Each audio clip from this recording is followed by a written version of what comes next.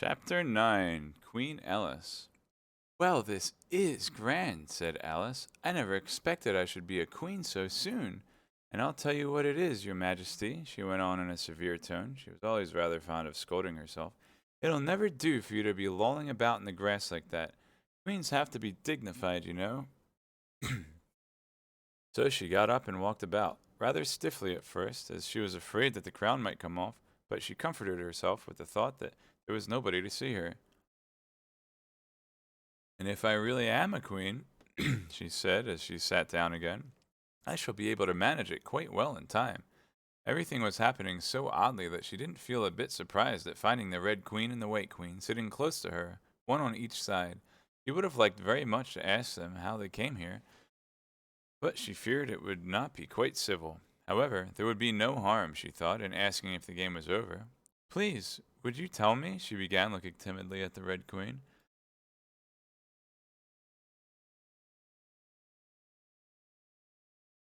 Speak when you're spoken to, the Queen sharply interrupted her.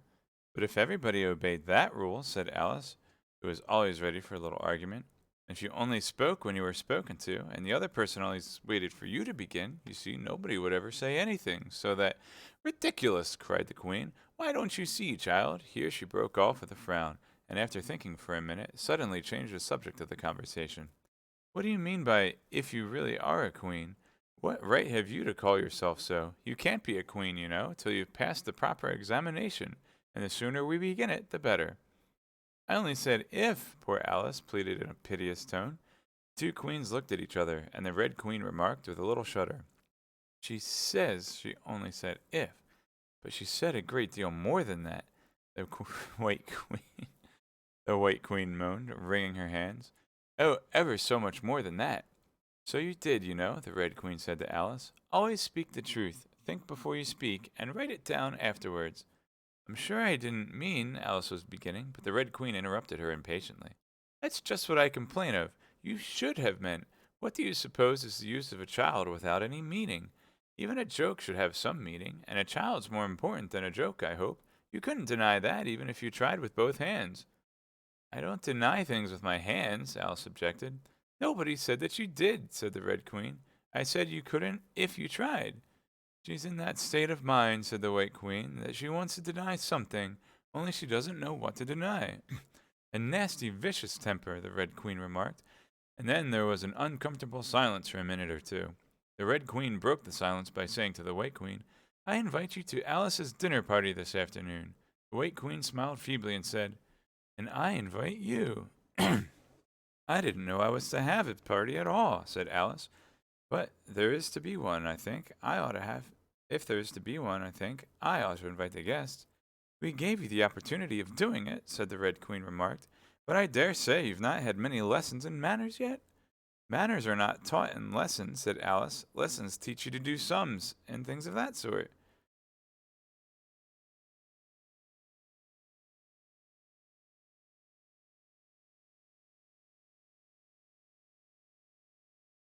Can you do addition? The White Queen asked. What's one and one and one and one and one and one and one and one and one and one? I don't know, said Alice. I lost count. So she can't do addition, the Red Queen interrupted. Can you do subtraction? Take 9 from 8. 9 from 8? I can't, you know, Alice replied very readily. But she can't do subtraction, said the White Queen. Can you do division? Divide a loaf by a knife. What's the answer to that? I suppose, Alice was beginning, but the Red Queen answered for her. Bread and butter, of course. Try another subtraction sum. Take a bone from a dog. What remains? Alice considered. The bone wouldn't remain, of course, if I took it, and the dog wouldn't remain. It would come out to bite me, and I'm sure I shouldn't remain. Then you think nothing would remain? Said the Red Queen. I think that's the answer. Wrong as usual, said the Red Queen. The dog's temper would remain. But I don't see how. Why, look here, the Red Queen cried. The dog would lose its temper, wouldn't it? Perhaps it would, Alice replied cautiously. Then if the dog went away, its temper would remain, the Queen exclaimed triumphantly. Alice said, as gravely as she could, They might go different ways, but she couldn't help thinking to herself, What dreadful nonsense we are talking. She can't do sums a bit, the Queen says together with great emphasis. Can you do sums? Alice said, turning suddenly on the White Queen, for she didn't like being found fault with so much. The Queen gasped and shut her eyes. I can do addition, she said, if you give me time, but I can't do subtraction under any circumstances. Of course you know your ABC, said the Red Queen. To be sure I do, said Alice. So do I, said the White Queen whispered. Well, we'll often say it over together, dear, and I'll tell you a secret. I can read words of one letter. Isn't that grand? However, don't be discouraged. You'll come to it in time. Here the Red Queen began again. Can you answer useful questions? She said. How is bread made? I know that, Alice cried eagerly. You take some flour. Where do you pick the flour? The White Queen asked. In a garden or in the hedges? Well, it isn't picked at all, Alice explained. It's ground. How many acres of ground? Said the White Queen. You mustn't leave out so many things. Fan her head, the Red Queen anxiously interrupted. She'll be feverish after so much thinking. So they set to work and fanned her with bunches of leaves till she had to beg them to leave off. It blew her hair about so. She's all right again now, said the Red Queen. Do you know languages? What's the French for fiddle-dee-dee? Fiddle-dee-dee's not English, Alice replied gravely. Whoever said that it was? Said the Red Queen. Alice thought she saw a way out of the difficulty this time. If you tell me what language fiddle-dee-dee is, I'll tell you the French for it, she exclaimed triumphantly. But the Red Queen drew herself up rather stiffly and said, Queens never make bargains. I wish queens never asked questions, Alice thought to herself. Don't let us quarrel, the White Queen said in an anxious tone. What is the cause of lightning? The cause of lightning, Alice said very decidedly, for she felt quite certain about this, is the thunder. No, no, she hastily corrected herself. I meant that the other way. It's too late to correct it, the Red Queen said. When you've once said a thing, that fixes it, and you must take the consequences. Which reminds me, the White Queen said, looking down and nervously clasping and unclasping her hands. We had such a thunderstorm last Tuesday. I mean, one of the last set of Tuesdays, you know. Alice was puzzled. In our country, she remarked, there's only one day at a time. Red Queen said, That's a poor, thin way of doing things. Now here we mostly have days and nights, 2 or 3 at a time, and sometimes in the winter we take as many as 5 nights together, for warmth, you know. Are 5 nights warmer than 1 night, then? Alice ventured to ask. 5 times as warm, of course. They should be 5 times as cold by the same rule. Just so, cried the Red Queen. 5 times as warm and 5 times as cold. Just as I'm 5 times as rich as you are, and 5 times as clever. Alice sighed and gave it up. It's exactly like a riddle with no answer, she thought. Humpty Dumpty saw it too, the White Queen went on in a low voice, more as if were talking to herself. He came to the door with a corkscrew in his hand. What did he want? Said the Red Queen. He said he would come in, the White Queen went on, because he was looking for a hippopotamus. Now, as it happened, there wasn't such a thing in the house that morning. Is there generally? Asked Alice in an astonished tone. Well, only on Thursdays, said the Queen. I know what he came for, said Alice. He wanted to punish the fish because... Here the White Queen began again. It was such a thunderstorm you can't think. She never could, you know, said the Red Queen. And part of the roof came off, and ever so much thunder got in, and it went rolling round the room in great lumps and knocking over the tables and things, till I was so frightened I couldn't remember my own name. Alice thought to herself, I never should try to remember my name in the middle of an accident. What would be the use of that? But she did not say this out loud for fear of hurting the poor Queen's feelings. Your Majesty must excuse her, the Red Queen said to Alice, taking one of the White Queen's hands in her own and gently stroking it. She means well, but she can't help saying foolish things as a general rule. The White Queen looked timidly at Alice, who felt she ought to say something kind, but really couldn't think of anything at the moment. She never really was well brought up, the Red Queen went on, but it's amazing how good-tempered she is. Pat her on the head and see how pleased she'll be. This was more than Alice had courage to do. A little kindness and putting her hair in papers would do wonders with her. The White Queen gave a deep sigh and laid her head on Alice's shoulder. I am so sleepy, she moaned. She's tired, poor thing, said the Red Queen. Smooth her hair, lend her nightcap, and sing her a soothing lullaby. I haven't got a nightcap with me, said Alice as she tried to obey the first direction, and I don't know any soothing lullabies. I must do it myself then, said the Red Queen as she began.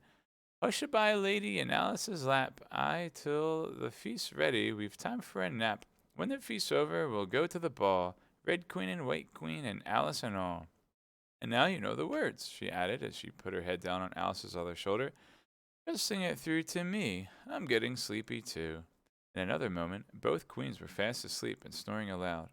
What am I to do? Exclaimed Alice, looking about in great perplexity, as first one round head and then the other rolled down from her shoulder and lay like a heavy lump in her lap. I don't think it ever happened before that anyone had to take care of two queens asleep at once.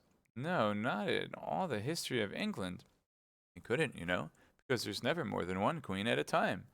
Do wake up, you heavy things, she went on in an impatient tone, but there was no answer but a gentle snoring. Snoring got more distinct every minute, and sounded more like a tune. At last she could even make out words, and she listened so eagerly. When the two great heads suddenly vanished from her lap, she hardly missed them. She was standing before an arched doorway over which there were words Queen Alice in large letters, and on each side of the arch there was a bell handle. One was marked Visitor's Bell, and the other Servant's Bell. I'll wait till the song's over, thought Alice, and then I'll ring the. Which bell must I ring? She went on, very much puzzled by the names. I'm not a visitor, and I'm not a servant. There ought to be one marked Queen. Just then the door opened a little way, and a creature with a long beak put its head out for a moment and said, No admittance till the week after next, and shut the door with a loud bang. Alice knocked and rang in vain for a long time. But at last a very old frog who was sitting under a tree got up and hobbled slowly towards her. He was dressed in bright yellow and had enormous boots on. What is it now? The frog said in a deep, hoarse whisper. Alice turned round, ready to find fault with anybody. Where's the servant whose business it is to answer the door? She began angrily. Which door? Said the frog. Alice almost stamped with irritation at the slow drawl in which he spoke. This door, of course. Frog looked at the door with his large, dull eyes for a moment. Then he went nearer and rubbed it with his thumb, as if he were trying whether the paint would come off. Then he looked at Alice. To answer the door, he said. What's it being asked of? He was so hoarse that Alice could scarcely hear him. I don't know what you mean, she said. I speaks English, doesn't I? The frog went on. Or are you deaf? What did it ask you? Nothing, Alice said impatiently. I've been knocking at it.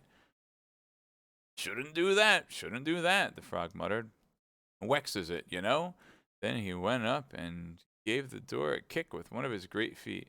You let it alone, he panted out as he hobbled back to his tree, and it'll let you alone, At this moment, the door was flung open and a shrill voice was heard singing, To the looking-glass world it was Alice that said, I've a scepter in hand, I've a crown on my head. Let the looking-glass creatures, wherever they be, come and dine with the Red Queen, the White Queen, and me. And hundreds of voices joined in the chorus.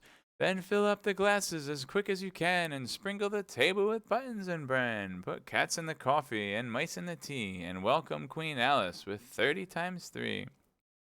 Then followed a confused noise of cheering, and Alice thought to herself, 30 times 3 makes 90. I wonder if anyone's counting. In a minute, there was silence again. The same shrill voices sang another verse. O looking-glass creatures, quoth the lice, draw near. 'Tis an honor to see me, a favor to hear. 'Tis a privilege high to have dinner and tea, along with the Red Queen, the White Queen, and me. Then came the chorus again. Then fill up the glasses with treacle and ink, or anything else that the pleasant to drink. Mix sand with the cider, and wool with the wine, and welcome Queen Alice with 90 times 9. 90 times 9, Alice repeated in despair. Oh, that'll never be done. I'd better go in at once. And in she went, and there was a dead silence the moment she appeared. Alice glanced nervously along the table as she walked up the large hall, and noticed that there were about 50 glasses of all kinds. Some were 50 guests. Yikes. There were about 50 guests of all kinds. Some were animals, some birds, and there were even a few flowers among them. I'm glad they've come without waiting to be asked, she thought. I should never have known who were the right people to invite. There were 3 chairs at the head of the table. The Red and White Queens had already taken 2 of them, but the middle one was empty. Alice sat down in it, rather uncomfortable at the silence, and longing for someone to speak. At last the Red Queen began. You've missed the soup and fish, she said. Put on the joint. and the waiter set a leg of mutton before Alice and looked at it rather anxiously. She had never had to carve a joint before.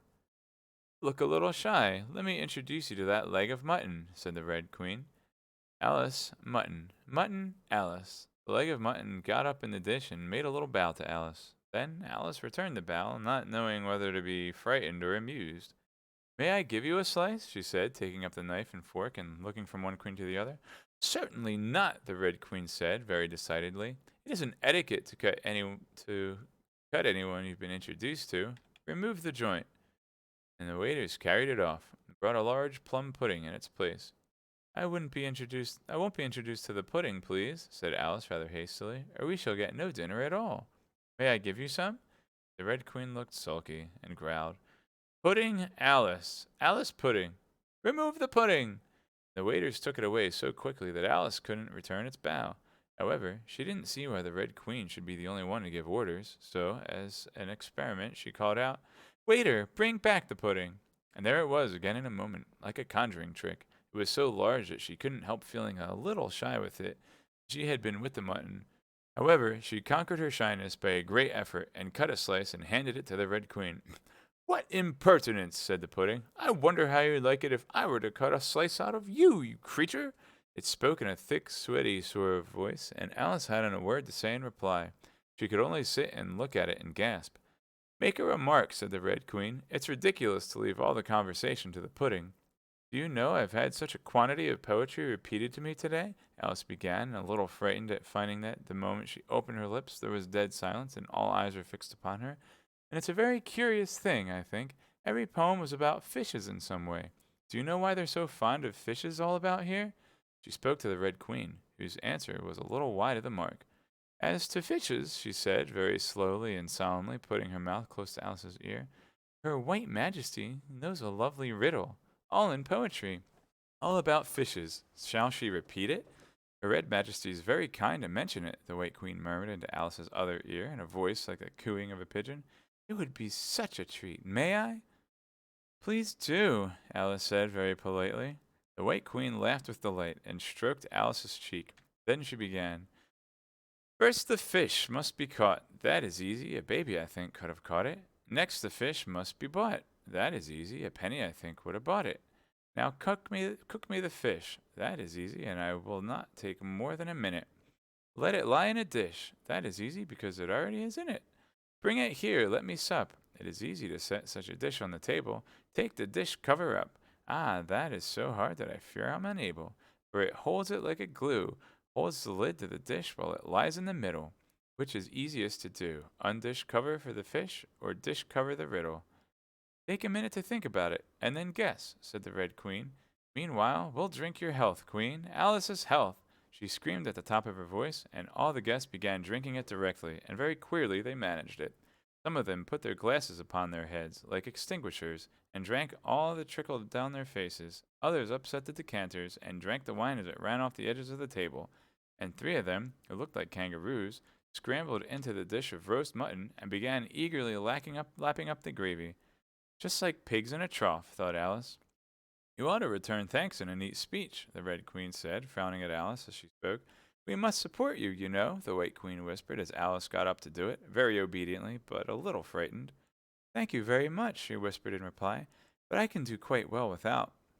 That wouldn't be at all the thing, the Red Queen said very decidedly, so Alice tried to submit to it with a good grace. And they did push so, said Alice afterwards when she was telling her sister the history of the feast.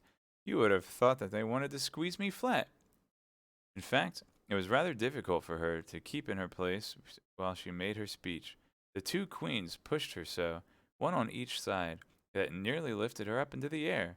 I rise to return thanks, Alice began, and she really did rise as she spoke, several inches. But she got hold of the edge of the table and managed to pull herself down again. Take care of yourself, screamed the White Queen, seizing Alice's hair with both her hands. Something's going to happen. And then, as Alice afterward described it, all sorts of things happened in a moment. Candles all grew up to the ceiling, looking something like a bed of rushes with fireworks at the top. As to the bottles, they each took a pair of plates, which they hastily fitted on the wings. And so, with her forks for legs, went fluttering about in all directions. And very like birds they look, Alice thought to herself, as well as she could in the dreadful confusion that was beginning.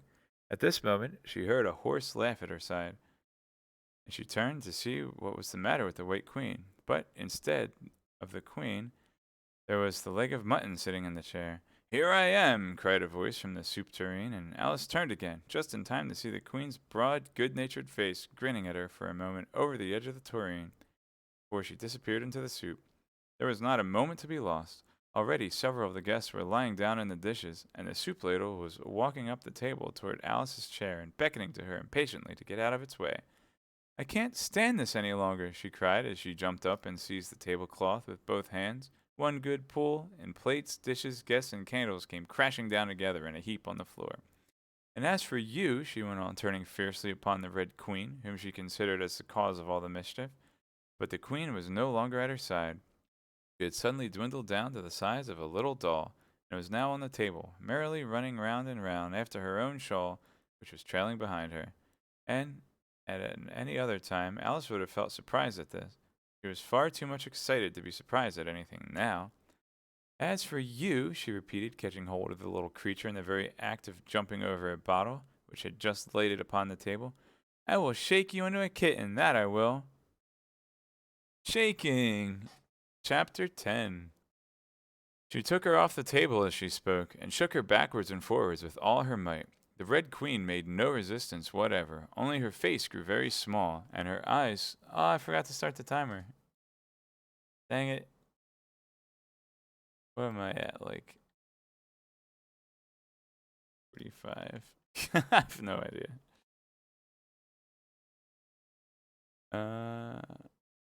Oop.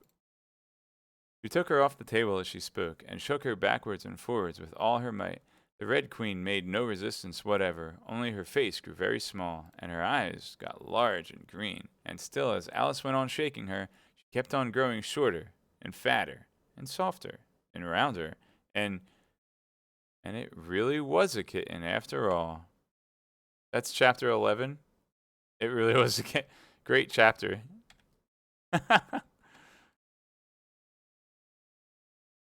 Chapter 12. Which dreamed it?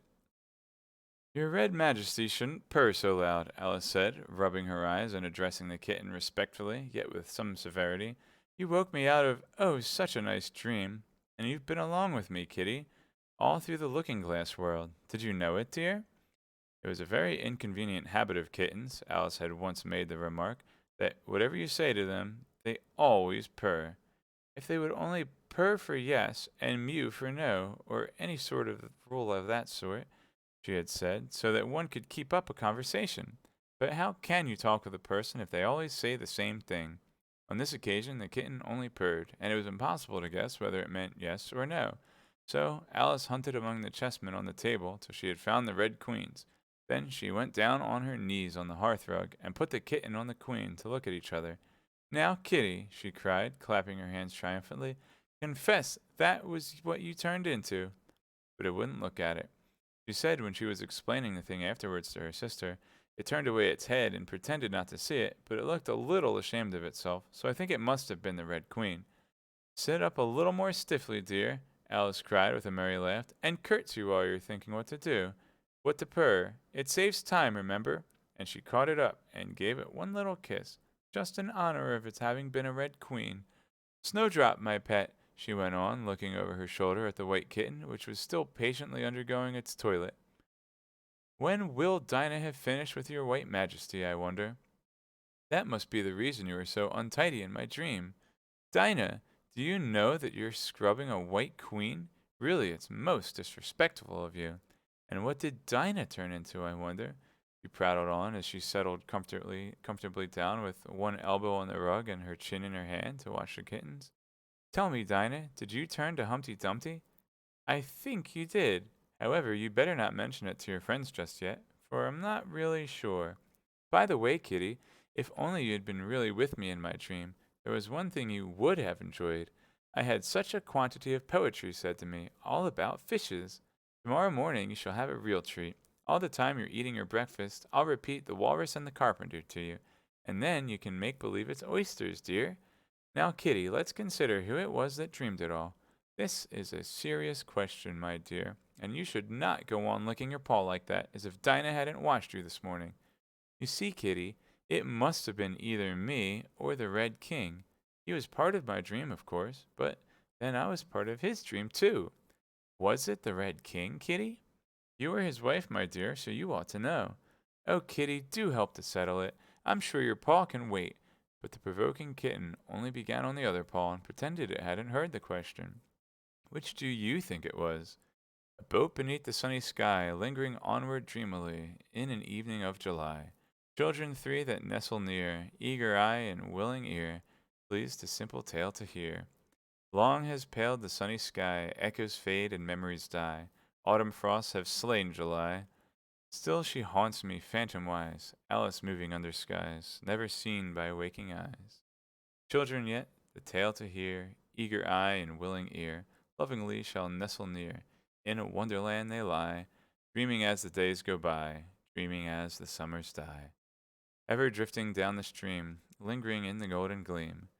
Life, what is it but a dream? Time. GG.